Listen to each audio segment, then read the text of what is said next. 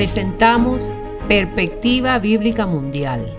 Analizaremos temas de relevante interés sobre la verdad presente, que nos ayudará a crecer espiritualmente, mediante la conducción del Ministerio de Sostén Propio, una voz que clama en Venezuela, bajo la dirección del evangelista y conferencista José Barito.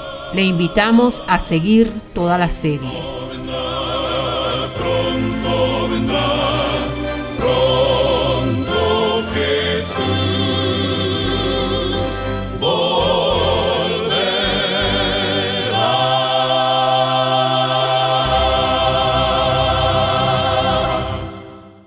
Hola, ¿qué tal? Me da mucho gusto estar nuevamente con ustedes y saludarles. De antemano expresar inicialmente mi agradecimiento a Dios y seguidamente a usted por su tiempo e interés en nuestro programa. En esta oportunidad nuestro objetivo viene enfocado con dar a conocer nuestro cuarto punto a considerar en relación al siguiente tema: el Israel literal y la teoría dispensacionalista, y sobre el juicio investigador. Corresponden en estos dos temas a nuestra serie Carta Abierta al Mundo y a la Comunidad Judeo-Cristiana. Este es el penúltimo programa que tenemos de esta serie. Muy bien. En cuanto al Israel literal y la teoría dispensacionalista, entremos de lleno en el tema. Miren, este punto lo he llamado una crisis de identidad. Así es, porque eso es lo que realmente es, una crisis de identidad. Pues cabe reconocer que desde el año 70 de la destrucción del templo allá en Jerusalén, y que fue profetizado tanto por Daniel en la profecía de los 490 años y por nuestro Señor Jesucristo en Mateo capítulo 24, pues los judíos al día de hoy llevan orando y haciendo esfuerzos para la reconstrucción del tercer templo en Jerusalén desde que eso pasó. El asunto es, apreciada audiencia, que el judaísmo ortodoxo cree consistentemente en la reconstrucción de un tercer templo y en la reanudación del culto sacrificial. Y es de hecho público y comunicacional que cada rezo de la literatura ortodoxa contiene una oración para la restauración del templo y la continuación del culto sacrificial, habiendo además cada día una recitación para los sacrificios del día junto con los salmos que los levitas habrían cantado diariamente. La posición adoptada por judíos ortodoxos es que los sacrificios serían reanudados en el templo. Eso es lo que se ventila. En consecuencia, progresa la construcción de este tercer templo. El Instituto del Templo en Israel, una organización que ellos han levantado allá en Jerusalén, ha demostrado que ha avanzado considerablemente en la preparación y restauración de lo que sería el tercer templo, según el modelo del Antiguo Testamento. Ellos le han dedicado a esta labor un promedio poco más de 30 años. 28 años, 29, 30 años están ahí. El problema es que todo eso puede sonar muy halagador y muy bonito, pero la Biblia, en palabras mayúsculas, en negrita y subrayado, no ordena ninguna reconstrucción literal de ningún tercer templo. Eso se lo voy a decir así tajantemente, hermano, y me disculpan, pero esa es la realidad. La Escritura menciona que el encargado de esta reconstrucción será el renuevo. Abro comillas, el renuevo. Ahora, el renuevo, como lo dice el profeta Isaías y el profeta Daniel, es el Mesías. Ahora dice la Biblia en Isaías 53, versículo del 2 al 3, lo siguiente: subirá cual renuevo delante de él, y como raíz de tierra seca no hay parecer en él, ni hermosura. Lo veremos más sin atractivo para que lo deseemos, despreciado y desechado entre los hombres, varón de dolores, experimentado en quebranto, y como que escondimos de él el rostro, fue menospreciado y no lo estimamos. Eso es para que entendamos que ese renuevo es Cristo. Ahora, en Daniel capítulo 11, versículo 7 dice: pero un renuevo de sus raíces se levantará sobre su trono y vendrá con ejército contra el rey del norte y entrará en la fortaleza y hará en ellos a su arbitrio y predominará. Estos textos mencionan sin lugar a dudas a Jesús o Yeshua, porque él fue el renuevo que surgió en medio del desierto espiritual en el que la nación de Israel se encontraba. Él fue como el vástago que echa el árbol o la planta después que ha sido cortada. Veamos a continuación, pues, vamos a leer a continuación lo que las Sagradas Escrituras menciona sobre este maravilloso proceso creativo de Dios. Oído aquí a la palabra, apreciado. Abro comillas. Primera de Corintios, capítulo 3, del 11 al 13. Dice, porque nadie puede poner otro fundamento que el que está puesto, el cual es Jesucristo.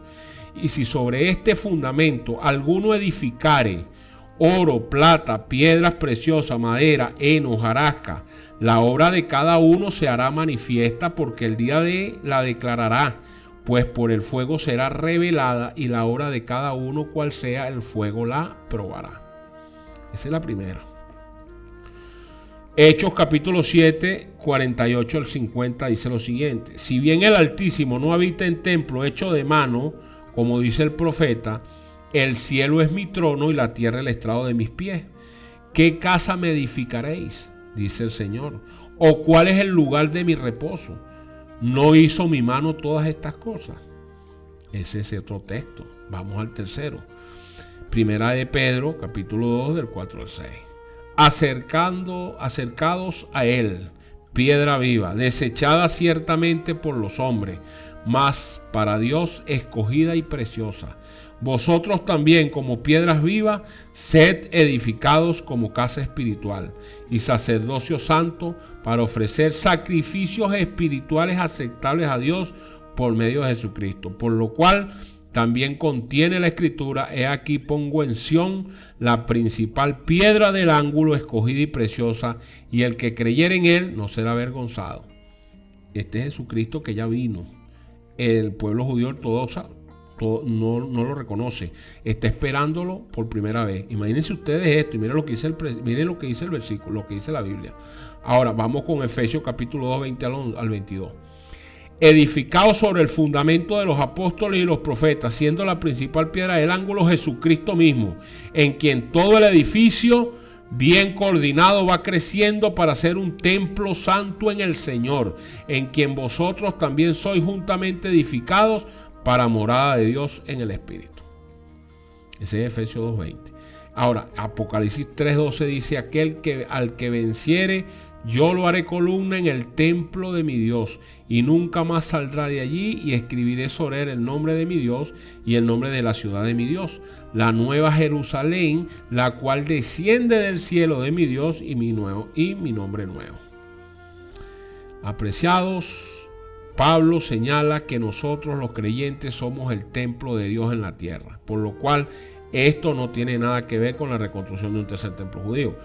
En 2 de Corintios capítulo 6 del 15 al 17 que dice: ¿y qué armonía hay entre Cristo con Belial? ¿O qué parte el creyente con el incrédulo? ¿Y qué acuerdo hay entre el templo de Dios y los ídolos? Porque vosotros sois el templo del Dios viviente, como Dios dijo: habitaré y andaré entre ellos, y seré su Dios, y ellos serán mi pueblo. Por lo cual salid en medio de ellos y apartados, dice el Señor, no toquéis lo inmundo, y yo los recibiré. Ok, el nuevo templo, apreciados, entonces debemos entender que es espiritual.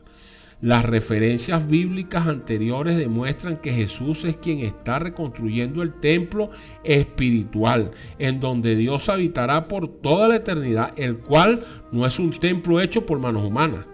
Eso que quede claro. De manera que la visión de Ezequiel se refiere al templo espiritual que descenderá del cielo, es decir, los escogidos glorificados, tal como lo vio Juan en la visión de Apocalipsis.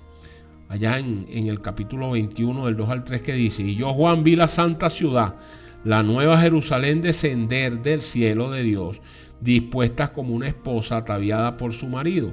Y oí una gran voz del cielo que decía: he aquí el tabernáculo de Dios con los hombres, y él morará con ellos, y ellos serán su pueblo, y Dios mismo estará con ellos como su Dios. Cierro comillas. Miren, este versículo dice que el templo de Dios o el tabernáculo de Dios vendrá y será establecido en la tierra. Sin embargo, la Escritura dice que la santa ciudad, es decir, la Nueva Jerusalén, la cual descenderá del cielo, no tiene templo. Dice Apocalipsis 21:22, y no vi en ella templo, porque el Señor Dios Todopoderoso es el templo de ella y el Cordero. Ahí lo tienen. Ahora, ¿cómo es posible entonces que la palabra diga que la santa ciudad no tiene templo, pero por otro lado dice que formaremos parte del templo de Dios? Pues mire, la respuesta es que los elegidos de Dios conforman el templo espiritual. Dios está llevando a cabo la obra de reconstrucción de su templo. Por lo tanto, la idea que los Estados Unidos, con su apoyo, o los judíos ortodoxos serán los protagonistas de la obra de reconstrucción del templo de Dios, este tercer templo, eso es totalmente opuesto a lo que dice la Escritura. Esto lo explica todo, apreciado. Los que están llevando a cabo la reconstrucción del tercer templo son los judíos ortodoxos. Claro, los judíos ortodoxos no aceptaron a Jesús, a Yeshua, cuando vino por primera vez como el Mesías. Por ello, esta laraca y esta inconsistencia teológica. Pero lo más grave es ver cómo el protestantismo, así como se lo estoy diciendo, cómo el protestantismo apoya esta visión. Por supuesto, también tiene una explicación. Todo ello se debe el haber rechazado los mandamientos de Dios, pues, y aquí no hay que buscar más explicación. Usted rechaza los mandamientos de Dios y usted se va al vacío. Lo que sí es cierto verdaderamente es que Satanás es el protagonista central de esta grave inconsistencia teológica o de crisis de identidad por la que atraviesa nuestro hermano pueblo judío ortodoxo y la iglesia evangélica y sionista mundial. Es a saber, anular el sacrificio que hiciera nuestro Señor Jesucristo en la cruz del Calvario. Eso es lo que están buscando. Al usted hacer un tercer templo y a empezar a matar corderos y vacas rojas y estas cuestiones, usted está tirando por tierra el sacrificio de Cristo en la cruz. ¿O acaso que ustedes aún no han entendido que la muerte de Jesús en la cruz derrotó definitivamente al enemigo de las almas y terminó con el sistema de sacrificios para siempre? Es que ustedes no lo han entendido, hermanos pueblos judíos, hermanos evangélicos. Mire, el volver nuevamente a estas prácticas representa una de las mayores apostasías que pudiera religión, organización u hombre alguno efectuar en contra de lo que ya ha quedado caducado por la muerte vicaria de Cristo. Así como se lo digo, hermano. Es lastimoso que contrario a todo lo antes expuesto, pues el judaísmo ortodoxo enseña que en el nuevo templo se volverán a los antiguos ritos, incluidos los sacrificios de animales. Es así como las noticias en el panorama mundial anuncian que después de varios días anunciando que había una gran revelación, eso entre comillas revelación, llegó la noticia de que después de casi 2000 años Israel volvería a criar vaquillas rojas, según los judíos, de acuerdo al mandamiento bíblico en el libro de Números, capítulo 19. En la Asociación Experimentada de Ganado de Israel, este instituto explica que los animales degeneran en condiciones específicas y en ambiente controlado. Si bien existen varias especies de este tipo de ganado en el mundo, todavía no se había encontrado la opción que se ajustara a la descripción bíblica hasta ahora. De acuerdo con el Israel National News, los embriones congelados de la raza Red Agnus fueron trasladados a Israel para luego ser fertilizados con las primeras matrices. La becerra es precisa que sea perfecta y totalmente roja. Es fundamental para el trabajo de los sacerdotes del templo, quienes llevarán a cabo, el sacrificio. Según el libro de Números, sus cenizas se utilizarán para extenderlas en la explanada del templo para la purificación del ritual. Esta sería la penúltima pieza para el pleno restablecimiento de la obra sacerdotal en Jerusalén. La última sería ¿cuál? Pues sin duda alguna el Arca de la Alianza, el Arca del Pacto. Ahora, varios expertos, eso entre comillas expertos, en profecía están comentando el anuncio del Instituto del Templo sobre la opinión que es casi unánime que en 3 años los animales estarían listos para ser sacrificados y ser utilizados en el servicio del templo de acuerdo con los requisitos bíblicos contemplados en el libro de Génesis capítulo 15, versículo 9. Dice lo siguiente: y le dijo, tráeme una becerra de 3 años y una cabra de 3 años y un carnero de 3 años, una tórtola también y un palomino. Miren, según estos expertos en profecía, entre comillas, han declarado que, considerando que el Estado de Israel completará 70 años en el año 2018, actual ya los cumplió, es decir, en los actuales momentos, ese año es visto como el cumplimiento de un tiempo profético, ya que marcaría el final de una generación. Esto quiere decir, según lo han anunciado voceros de esta organización judía, que si todo está listo en 3 años, Israel volverá a reanudar los sacrificios rituales en la misma época en que se espera el ciclo profético. Es de destacar el hecho de que el anuncio fue hecho en la víspera del periodo anual de 3 semanas, cuando los judíos en todo el mundo lloran la destrucción del templo de Salomón, el segundo templo o el templo de Herodes. Y el segundo templo y el templo de Herodes. Sigo diciendo, miren, que aparte de que todo esto es un fraude, lastimosamente, o decirlo con mucho pesar, un fraude que se pretende perpetrar ¿contra quién? Contra la voluntad de Dios. Hay otro problema. Bueno, ellos yo sé que lo van a solventar. No se sabe cuál va a ser la consecuencia, pero hay otro problema. O diría mejor un gran problema que tendría que resolverse en la reconstrucción de este tercer templo. Y esto es debido a que en la explanada donde estuvo el primer y segundo templo y donde se pretende reconstruir el tercero está dominado en parte por la mezquita de la cúpula de la roca y de la mezquita de Al-Aqsa. Esto significa que cualquier tentativa de expropiación conduciría a un enorme conflicto religioso, incluso la misma guerra, que traspasaría los límites de la región. Pues recordemos que esta cúpula representa para el Islam su tercer lugar más sagrado después de la Meca y Medina. Entonces, debido a esta situación que se les presenta a este Sanedrín judío, a este instituto del templo, con esta mezquita de Al-Aqsa y la cúpula de la roca, pues como el pueblo judío conoce la problemática con respecto a ello, ha recurrido a través del Sanedrín de Israel para pedir apoyo a este señor que llaman Vladimir Putin y a Donald Trump para llevar a cabo esta reconstrucción del tercer templo de Jerusalén. Estos son los 2 hombres más poderosos ahorita del planeta. Y eso tiene que ver cuando días atrás el Breaking Israel News publicó una exclusiva donde dicho Sanedrín hace un llamado oficial a través de una misiva al presidente electo de los Estados Unidos, Donald Trump, y al presidente de Rusia, Vladimir Putin, invitando a ambos líderes mundiales para que tomen el papel del rey Ciro de nuestro tiempo para reconstruir el tercer templo de Jerusalén. Recordemos, apreciados, que Ciro, el rey de Persia, por orden de Dios, fue quien permitió que los judíos cautivos de Babilonia volvieran a Jerusalén para reconstruir el segundo templo de Jerusalén. Y esto lo hallamos en el libro de Esdras, capítulo 1, del 1 al 4. En el primer año de Ciro,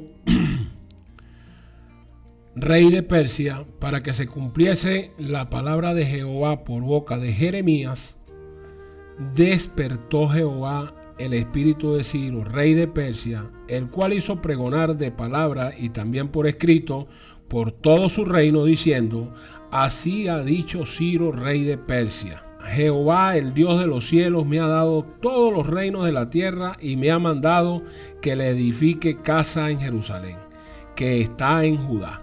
Quien haya entre vosotros de su pueblo, sea Dios con él, y suba a Jerusalén, que está en Judá, y edifique la casa a Jehová, Dios de Israel. Él es el Dios, la cual está en Jerusalén, y a todo el que haya quedado en cualquier lugar donde more, ayúdenle los hombres de su lugar con plata, oro, bienes y ganado, además de ofrendas voluntarias para la casa de Dios, la cual está en Jerusalén. Muy bien, cierro comillas allí. Es así como el Sanedrín de Israel, fuera de contexto y tomando como base este decreto, invita a los 2 principales líderes mundiales a tomar este antiguo decreto y apoyar al pueblo judío en su santa, entre comillas, misión para reconstruir el tercer templo de Jerusalén. Con todo ello, pues vemos que el rabino Hillel Weiss, quien es profesor de literatura judía y portavoz del Sanedrín, explicó al Breaking Israel News que las elecciones estadounidenses han hecho que el eterno sueño judío sea una posibilidad muy real. Este personaje manifiesta que hoy día están preparados para reconstruir el templo y la situación política actual, donde los dos líderes políticos más importantes del mundo entero apoyan pues el derecho de los judíos a Jerusalén como su herencia espiritual, son históricamente sin precedentes, expresó este rabino, pues los responsables de apoyar a este Instituto del Templo y al Sanedrín judío para la reconstrucción del mismo. También el Sanedrín en dicha carta le recuerda al presidente Putin su conexión con el Templo de Jerusalén, pues en el año 2012, durante su tercer viaje oficial a Jerusalén, Vladimir Putin realizó una visita nocturna al Kotel, es decir, al muro occidental o muro de los lamentos, y llegando al muro, el líder ruso permaneció en silencio durante varios minutos para ofrecer una oración personal. Luego leyó los salmos en un libro de oraciones ruso-hebreo. Eso aconteció recientemente allá en Jerusalén. Según informó el sitio de noticias ortodoxo Shadrei Javelin, Vladimir Putin dijo que había ido al muro por la razón de apoyar para que el tercer templo se construya de nuevo. Ahora, para nadie es un secreto que el presidente de la nación más poderosa del mundo entero, Estados Unidos, representado pues en la figura de Donald Trump, es un aliado potencial de Israel y del mencionado proyecto de reconstrucción. El Sanedrín, a través de su portavoz, el rabino Weiss, enfatizó que apoyar el reclamo judío a Jerusalén traería beneficios tanto a Rusia, a América y al mundo entero, puesto que los líderes de América y Rusia pueden conducir a las naciones del mundo a la paz global mediante la construcción del templo que representa la fuente de la paz. Esto lo explicó este señor rabino Weiss.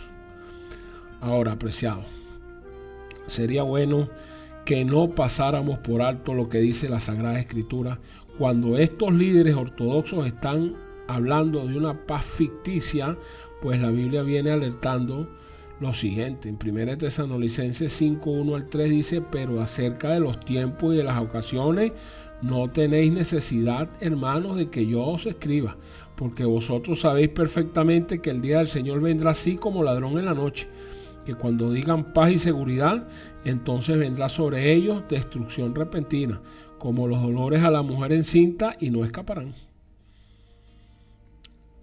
Cierro comillas. Por otro lado, apreciados, y bien significativo lo que les voy a decir, bien significativo, apreciados oyentes y hermanos judíos ortodoxos y hermanos de la iglesia evangélica que apoya esta situación, los que la estén apoyando, los que lo estén apoyando, Dios no se complace en sacrificios de animales. Algunos, entre comillas, maestros bíblicos mencionan que es importante que el templo de Jerusalén sea levantado porque, según ellos, la nueva generación de sacerdotes volverá a reconciliarse con Dios a través de esas prácticas. Presumen que esta es la forma en que Dios el Padre los perdonará y volverán otra vez a ser el pueblo escogido por Dios. Creen que el templo será de nuevo la habitación de Dios y desde allí gobernará a las naciones durante el milenio. Según estos falsos maestros, la reconstrucción del templo es un hecho irrefutable porque consideran que la ciudad de Jerusalén es la ciudad escogida por Dios para hacer su morada. Ellos citan los siguientes versículos para asegurar que Dios desea que le construyan un nuevo templo, y eso lo vemos en 2 de Crónicas, capítulo 6, del 5 al 6. Abro comillas: desde el día que saqué a mi pueblo de la tierra de Egipto, ninguna ciudad he elegido de todas las tribus de Israel para edificar casa donde estuviese mi nombre, ni he escogido varón que fuese príncipe sobre mi pueblo Israel, mas a Jerusalén he elegido para que en ella esté mi nombre, y a David he elegido para que esté sobre mi pueblo Israel. Cierro comillas. Segunda de Crónicas, capítulo 6, del 5 al 6. Apreciados, estos versículos fueron evidentemente cumplidos cuando Salomón construyó el primer templo. ¿Acaso no se dan cuenta que Dios ya no habita en templo hecho por el hombre, sino en su pueblo? Eso es sorprendente. Y repito, esto es producto de haber rechazado al Mesías, a Jesús, pues a Yeshua, en su primera venida. Por supuesto, nuestros hermanos judíos ortodoxos y el pueblo evangélico que le sigue, lo que están haciendo es ir atrás a la esclavitud de los rituales y las ceremonias de la ley mosaica que ha quedado caducada con la muerte de Cristo en la cruz. Ahora, es extraño esta situación. Cuando vemos a un pueblo evangélico que rechaza la ley de Dios, es decir, los 10 mandamientos, alegando que estos eran para los judíos y que quedaron clavados en la cruz, y por otro lado ahora pues con el apoyo que están ejerciendo a los judíos ortodoxos y adheridos a la teoría dispensacionalista, están cayendo en el vacío. Aquí se cumple lo que dice el apóstol Pedro, lastimosamente se cumple.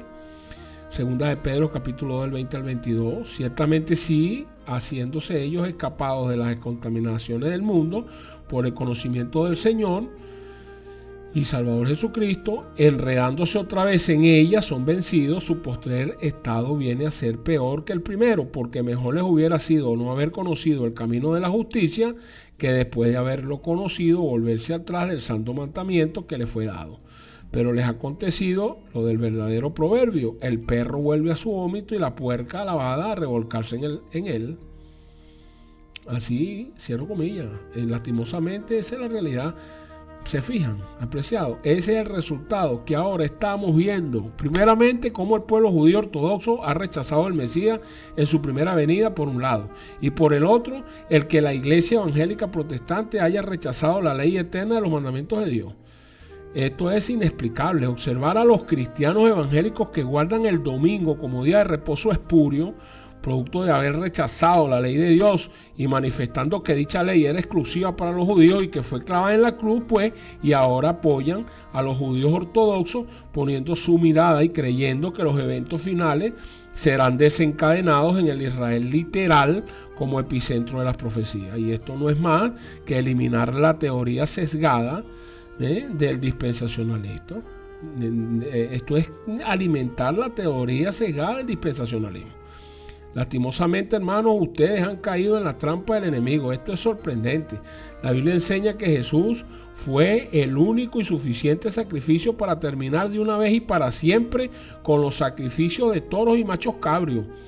¿Acaso no se dan cuenta estos maestros ciegos que Jesús fue el sacrificio perfecto, con el cual no tenemos necesidad de matar ningún animal? Desde hace 2000 años la sangre de Jesús es el único medio del perdón aceptable para Dios.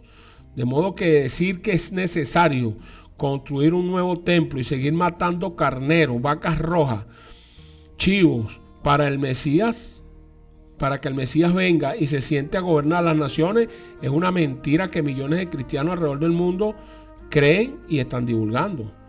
Ahora, ¿qué dice el libro de Hebreos? Miren lo que dice el libro de Hebreos, capítulo 9. Esto es importante, escuchen, apreciados hermanos.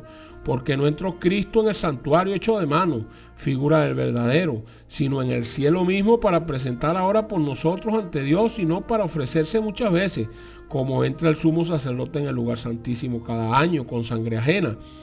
De otra manera le hubiera sido necesario padecer muchas veces desde el principio del mundo, pero ahora en la consumación de los siglos se presentó una vez para siempre por el sacrificio de sí mismo para quitar de en medio el pecado, y de la manera que está establecido por los hombres que mueren una sola vez y después de esto el juicio, así también Cristo fue ofrecido una sola vez para llevar los pecados de muchos, y aparecerá por segunda vez sin relación con el pecado para salvar a los que le esperan. Cierro comillas. Miren, aquí esto lo escribió el apóstol Pablo, nada más y nada menos que uno de los grandes del Sanedrín judío, que fue instruido por uno de los maestros más grandes, que fue Gamaliel, de ese fulano Sanedrín judío.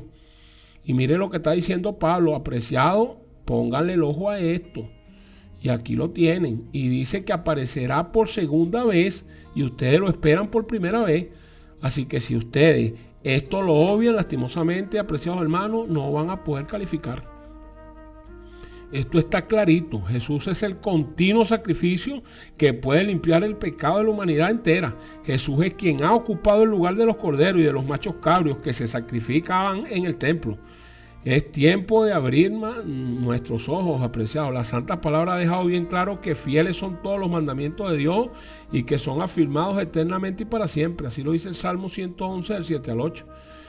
Por eso que mi más firme y honesta exhortación y mensaje final es para todos los que están impulsando y apoyando esta reconstrucción del tercer templo bajo la premisa de seguir sacrificando animales. Es para que rectifiquen y vayan al Brit Hadashat, al Nuevo Testamento, especialmente al libro de Hebreos, y acaten las instrucciones del apóstol ahí. De lo contrario, estarían cayendo en una apostasía continuada que echa por tierra el sacrificio único que ha hecho nuestro Señor Jesucristo en la cruz del Calvario. Rectifiquen, hermanos, antes de que sea demasiado tarde. Las recomendaciones bíblicas tan solo señalan que debemos adorar al Señor es en espíritu y en verdad y guardar sus mandamientos. Ese es el mensaje. Claramente ante nuestros ojos podemos ver que toda esta situación nos está mostrando que estamos viviendo en los últimos tiempos de la humanidad. Alabemos a Dios porque su palabra se cumple. Y hoy abramos nuestros ojos y dispongamos nuestros corazones para entregar nuestras vidas a Cristo, y prepárese para que pueda embarcarse en el arca que nuestro Señor Jesucristo viene a buscar en los próximos días cuando haga su aparición a través de su segunda venida a esta tierra.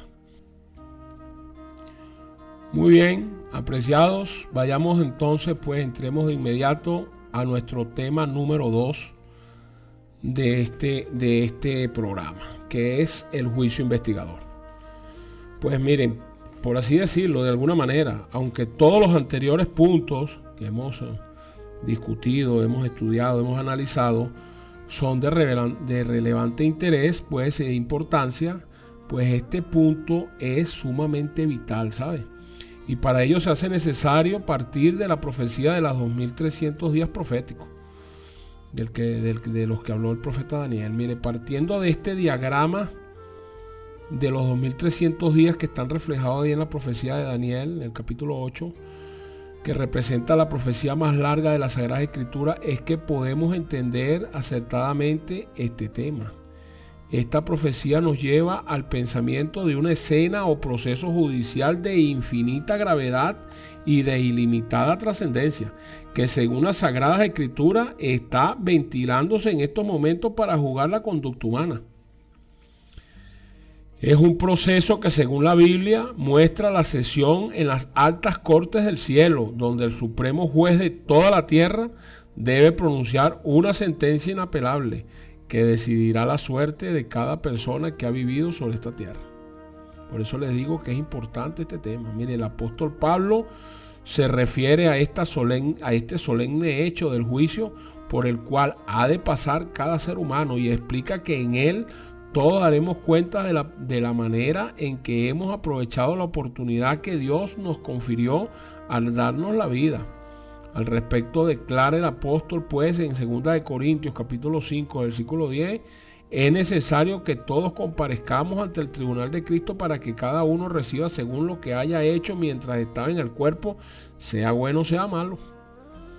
Así que el capítulo 7 del libro de Daniel, en su profecía relativa a las 4 bestias simbólicas representativas de los 4 imperios universales, el profeta observó la escena pavorosa del juicio investigador, la cual describió de la siguiente manera y en los siguientes términos. Daniel capítulo 7 del 8 a 10 dice: estuve mirando hasta que fueron puestos tronos y se sentó un anciano de días cuyo vestido era blanco como la nieve y el pelo de su cabeza como lana limpia. Su trono llama de fuego ardiente, un río de fuego procedía y salía de delante de él. El juez se sentó y los libros fueron abiertos. Cierro comillas. ¿Cuándo comenzó este juicio, apreciados? Es la pregunta. ¿Y qué posibilidad tiene cada ser humano de ser absuelto de sus culpas y errores cuando su nombre pase en revista? Es importante, ¿verdad?, saber esto.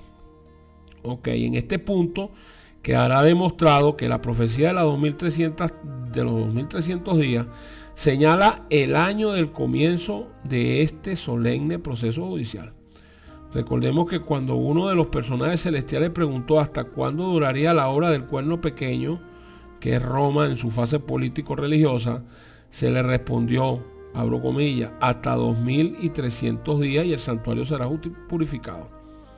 Daniel capítulo 8, versículo 14. Ahí está la respuesta. Y esa expresión, el santuario será purificado, pues se corresponde con una obra de juicio. Y como los 2300 años finalizan en 1844, a partir de esa fecha viene produciéndose en las cortes del cielo el juicio investigador.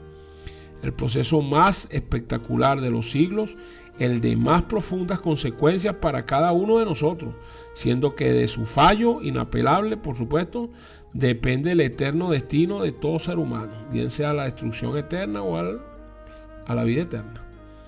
También recordemos que ese santuario o tabernáculo terrenal, cuyas partes y ceremonias eran, según el apóstol Pablo, figura y sombra de las cosas celestiales, fue construido, como dice la Escritura, conforme al modelo que se le había mostrado a Moisés en el monte, como lo expresa Éxodo 25:40 y Hebreos 8:5.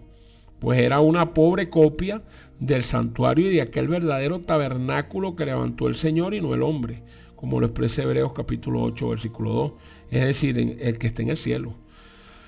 El simbolismo espiritual de cada detalle del santuario resulta del mayor interés para nosotros, porque apunta al plan de salvación diseñado por Dios para rescatar al hombre de su actual condición y brindarle la vida y la felicidad eterna. En el atrio exterior de este santuario, frente a la puerta, se hallaba en primer lugar el altar en que se quemaban los sacrificios animales. Un poco más adelante y siempre en el atrio, en línea con el altar de los holocaustos, había una fuente con agua en que los sacerdotes hacían las limpiezas rituales antes de oficiar. Estos actos representaban la pureza espiritual exigida por Dios de los hombres que actuaban como intercesores entre él y su pueblo. Hacia la izquierda vemos pues un candelero de oro con 7 lámparas que ardían permanentemente, las cuales simbolizaban la plenitud del Espíritu, representante del Padre y del Hijo, por supuesto. Hacia el fondo del lugar santo se hallaba el altar del incienso, sobre el cual se quemaba de mañana y de tarde el perfume. Y ese era el humo del mismo, cual agradable ofrenda ascendía juntamente con las oraciones del pueblo, como símbolo de los méritos y la gracia de Cristo, en virtud de los cuales son escuchadas las plegarias humanas. Y en el lugar santísimo, o sea, el segundo aposento o compartimiento de este tabernáculo, había un solo mueble, y este era el arca del pacto. En un cofre de madera ricamente labrado, con una tapa llamada propiciatorio, y había también 2 querubines de oro sobre la misma que miraban con reverencia hacia el interior del arca. Dentro del cofre se habían colocado las 2 tablas de piedra, sobre las cuales se hallaban escritos los 10 mandamientos, o sea, la ley de Dios, la cual contiene los supremos principios que rigen las relaciones del hombre con Dios y con sus semejantes. Esa ley de Dios, que es la base de la justicia y del juicio, es la que condena a la muerte a los hijos de Adán por haberla violado. Pero por encima de ella estaba el propiciatorio, que era el símbolo del trono de Dios. Allí se manifestaba la presencia visible del Creador, mediante una luz resplandeciente llamada Shekinah. Desde ese lugar, merced al sacrificio de Jesús, era otorgado el perdón del pecado. Así pues, en el plan de la salvación se hermana la justicia de Dios representada por la ley con la misericordia y el amor divino manifestado en el perdón otorgados con base en el sacrificio vicario de Cristo, como lo expresa Salmo 85:10. Entonces la profecía de los 2300 días nos afirma que al fin de ese periodo, es decir, de 1844, el santuario sería purificado, y el santuario no podía ser el de la tierra por 2 razones. Primero, porque en 1844 ya no existía santuario aquí en la tierra, y segundo, que las ceremonias que se practicaban en dicho santuario ya habían sido abolidas por Cristo a partir de su muerte, Debía ser pues el santuario verdadero del cielo, del cual el de la tierra sería solo una pobre copia, como lo expresa Hebreos capítulo 8, versículo del 1 al 5. Así como los servicios del templo terrenal, la purificación del santuario implicaban una obra solemne del juicio. Hablar de la purificación del santuario celestial, pues por ende implica referirse a la época del juicio investigador, del que le estamos hablando. En otras palabras, según esta admirable profecía, a partir de 1844, entonces comenzó en los atrios celestiales el mayor proceso de toda la historia, que es el juicio investigador, cuya escena fue observada por el profeta Daniel allá en el capítulo 7, versículos del 9 al 10.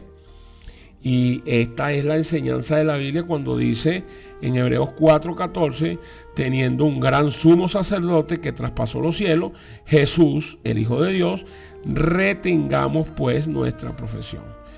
Y convencido de esta verdad, Pablo nos exhortó pues al mundo en Hebreos 3:1 y dijo: por lo tanto, hermanos santos, participantes del llamamiento celestial, consideren al apóstol y sumo sacerdote de nuestra profesión, ¿quién? Cristo Jesús. Hebreos 3:1. Y en Hebreos 8:2 recalca el mismo apóstol Pablo: ahora bien, el punto principal de lo que vinimos diciendo es que tenemos tal sumo sacerdote, el cual se sentó a la diestra del trono de la majestad en los cielos, ministro del santuario y de aquel verdadero tabernáculo que levantó el Señor y no el hombre.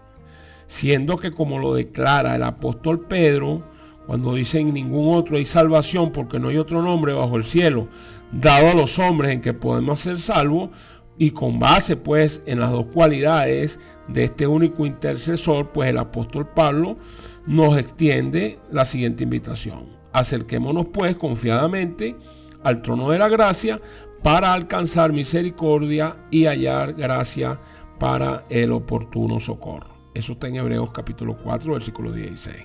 Ok, miren, la aceptación que hagamos por la fe del sacrificio de nuestro Señor Jesucristo y nuestra disposición a entregarle nuestra vida, a andar en sus pisadas y a cumplir su voluntad, nos garantizan, gracias al amor de Dios, por supuesto, que el fallo nos resulte favorable y sean borrados nuestros pecados por la sangre de Cristo.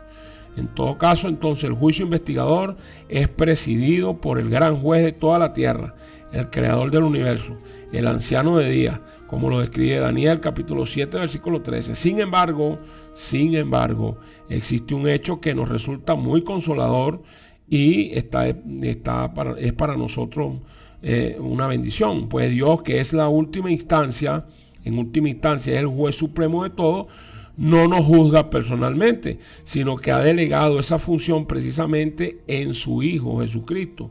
El apóstol Juan lo explica de estas palabras: el Padre a nadie juzga, sino que todo el juicio lo dio al Hijo. Eso está en Juan capítulo 5, versículo 22. Eso es una maravillosa noticia, pues la razón por la cual este hecho resulta particularmente reconfortante la explica el mismo apóstol al decir en el Juan 5:27, dice: y también pues Dios le dio autoridad de hacer juicio a quien, a Cristo, por cuanto es el Hijo del Hombre. En otras palabras, gracias al hecho de que Jesús nació y vivió como hombre y conoce por experiencia todas las debilidades humanas, fue constituido por Dios no solo como abogado que defiende al hombre en el proceso judicial del cielo y como el sumo pontífice que intercede por los hijos de Adán, sino también como el juez que decide en definitiva lo que corresponde a cada criatura humana. Por eso Pedro declaró en Hechos 10:42, Él, es decir, Cristo, es el que Dios ha puesto por juez de vivos y de muertos. Hechos 10:42. Pero este juicio investigador que se desarrolla en el cielo, en este tiempo del fin, no debe confundirse con otro tipo de juicio que se verificará después de la segunda venida de Cristo. Y este juicio que consideramos ahora es el investigador. Abarca los casos de los seres humanos que en vida profesaron ser leales a Dios, los miembros de su pueblo, los que hicieron profesión de cristianismo. Es decir, los que han aceptado que sus mandamientos están vigentes y lo seguirán siendo por la eternidad, Los que nunca han pretendido seguir las normas divinas, los que han estado en franca rebelión contra los preceptos morales, serán juzgados por el Señor Jesús y los redimidos durante un periodo de 1000 años, que es el milenio, que es posterior a la segunda venida de Cristo, como lo expresa Apocalipsis 24 y 1 Corintios capítulo 6, del 1 al 3. Ahora, nuestra seguridad radica en que poseamos la convicción de que necesitamos a Cristo y en que a semejanza del pecador de antaño que confesaba sus pecados sobre la cabeza del animal sacrificado, hagamos nuestra confesión a Dios y recibamos el perdón divino que se obtiene por el arrepentimiento y la confesión. Así, borrado el registro de nuestras transgresiones y restaurados a la armonía con Dios, pues nos disponemos a seguir en las pisadas del Maestro. Por otra parte, existe un código por el cual procede el juez del cielo en este juicio. Escuchen, oído el tambor, apreciada iglesia evangélica, iglesia católica y el mundo entero. Existe un código por el cual procede el juez del cielo en este juicio. Es un código perfecto, es inviolable, es eterno. Se trata nada más y nada menos que de la santa ley de Dios, los 10 mandamientos, que constituyen el fundamento mismo del gobierno divino, que es perfecto, porque también así es perfecta su ley. No lo dice la Biblia. Es cierto que el perdón del pecado y la salvación se reciben por gracia sobre la base del sacrificio de Cristo y por la fe en Él, lo cual da derecho al cielo. Pero también es cierto que el plan del cielo es que el hombre perdonado ponga toda su voluntad bajo la voluntad de Dios. ¿Para qué? Para adecuar su conducta por el poder divino. ¿A qué? A la ley divina. Nadie que a sabiendas, voluntariamente y reiteradamente viole alguno de los mandamientos de la ley de Dios se hallará en condición de ser aceptado en el reino de los cielos. En pocas palabras, la gracia no es licencia para seguir pecando, apreciados. En resumidas cuentas, pues, la extraordinaria importancia de la hora que vivimos radica en que desde 1844 se halla en curso el juicio celestial, juicio investigador, que puede terminar en cualquier momento, pero la conclusión de este proceso está revestida de la máxima gravedad para la especie humana, para la especie humana, por las incalculables consecuencias que trae dispuesta. Desde 1844, los nombres de todos los profesos hijos de Dios muertos en el transcurso de los siglos han estado pasando en revista ante el excelso tribunal divino. A la finalización del juicio de los muertos habría de comenzar el de los vivos, y una vez que esta fase finalice, pues habrá pasado para siempre la oportunidad de que los seres humanos puedan lograr el perdón de sus pecados. Lo mismo ocurrió en el simbólico ritual judaico. Después de pasado el día de la expiación, la persona que no hubiera afligido su alma ni confesado toda su falta era cortada de su pueblo. El fin de la época del juicio celestial significará la terminación de lo que se llama el tiempo de gracia, época concedida por Dios a los hombres para que busquen su salvación por medio de Jesucristo. Entonces desde el cielo se pronunciará el tremendo decreto que leemos en Apocalipsis 22:11. El que es injusto, sea injusto todavía, y el que es justo, practique la justicia todavía, y el que es santo, pues santifíquese todavía.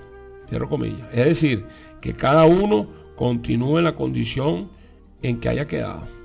Es indudable que este hecho reviste una gravedad extraordinaria y hace que el problema se desplace del ámbito de lo general y colectivo hacia lo personal, hacia lo individual, donde se plantean y se resuelven los grandes problemas de la vida.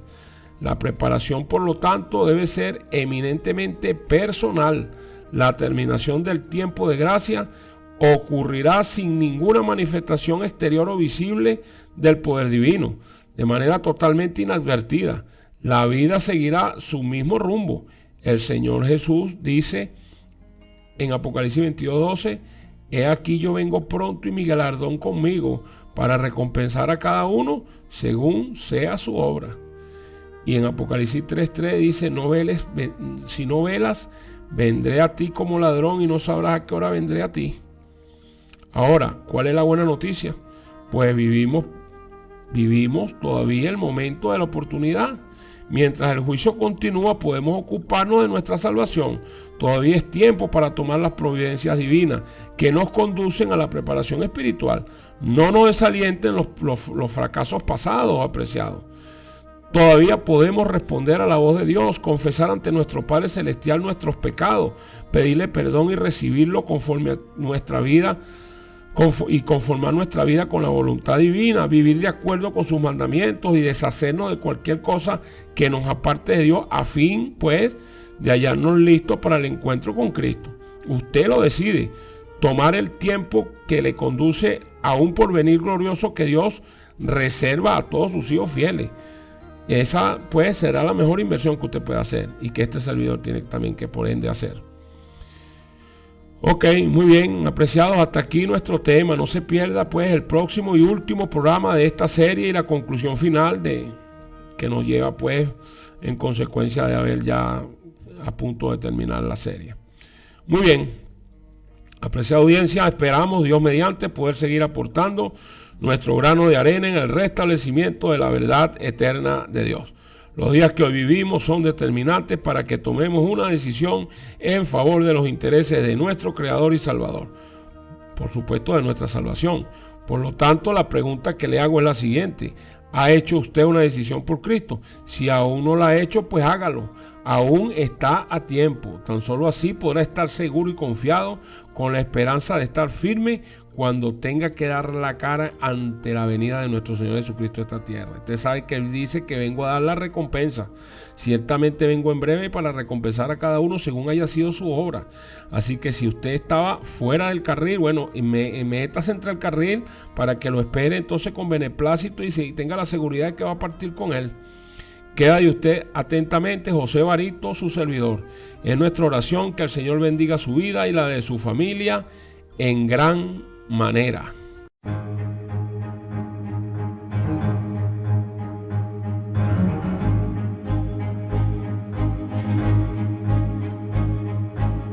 Termina el tema de hoy. Si desea recibir notas y bosquejos, ingrese en nuestro portal web perspectivabiblicamundial.blogspot.com y solicítelo a través de nuestro correo electrónico. Este programa fue una contribución más del ministerio Una Voz que Clama en Venezuela.